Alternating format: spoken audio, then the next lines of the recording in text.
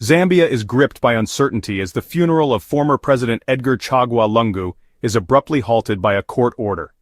The nation, expecting a solemn farewell, is now caught in a heated debate. Should the wishes of the late president's family override the state's duty to honor him with a state funeral? This legal intervention has turned a moment of mourning into a national spectacle, exposing deep divisions between the family and the government. As the courts pause the burial, Zambians are left questioning the balance between personal wishes and national tradition. The outcome will set a precedent for how we honor our leaders, and how we navigate the delicate line between state and family in times of loss. News of President Lungu's passing in South Africa shocked Zambia, with the government quickly announcing plans for a state funeral. But the Lungu family intervened, revealing the late president's explicit wish for a private burial, free from government involvement. Their plea: respect his final will and allow the family to mourn in peace, away from political spectacle. This request challenged tradition, pitting the family's duty to honor personal wishes against the state's claim to a national figure. The family's stance resonated with some, troubled others, and transformed a routine state protocol into a national ethical dilemma. Suddenly, the question was not just how to bury a president, but who truly owns a leader's legacy, the family or the nation. The stage was set for a conflict that would test Zambia's values and institutions. At the heart of the dispute is a clash between individual autonomy and state protocol. The Lungu family insists on honoring the late president's wish for a private funeral, arguing that personal directives should be sacred. The government, however, maintains that a former president's burial is a matter of national significance, governed by established protocols.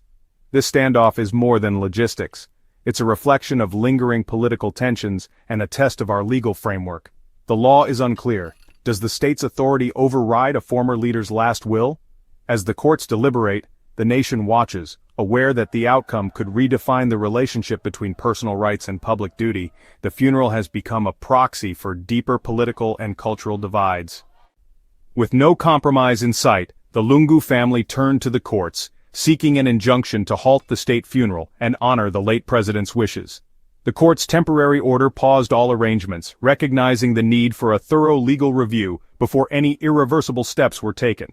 The legal battle now centers on whether a president's personal will can override state protocol, with both sides presenting compelling arguments. The judiciary's role is delicate, balancing individual rights, state interests, and the nation's emotional climate.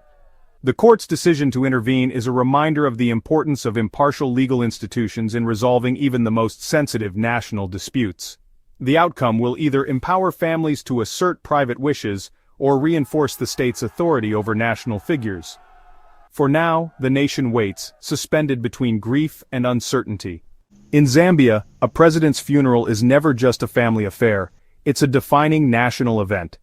Past funerals have united the country, but the dispute over Lungu's burial exposes deep political rifts. Supporters fear the government will use the funeral to shape Lungu's legacy, while the state insists on its right to honor a national leader. The family's resistance is seen as a stand to protect his political identity, while the government views it as a challenge to national unity. This battle over a funeral is really a struggle over legacy, legitimacy, and the meaning of unity in a divided nation. The outcome will signal whether Zambia can rise above partisanship to honor its leaders, or if even death cannot bridge our divides.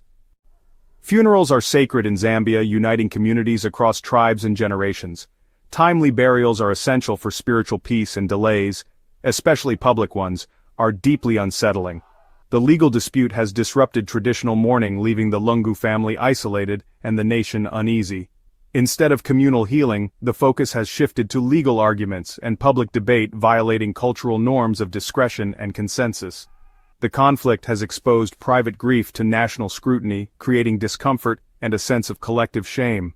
For many, this moment feels like a failure to uphold cherished values of respect, unity, and tradition. The longer the dispute drags on, the deeper the cultural wound, raising fears that modern politics are eroding ancient wisdom.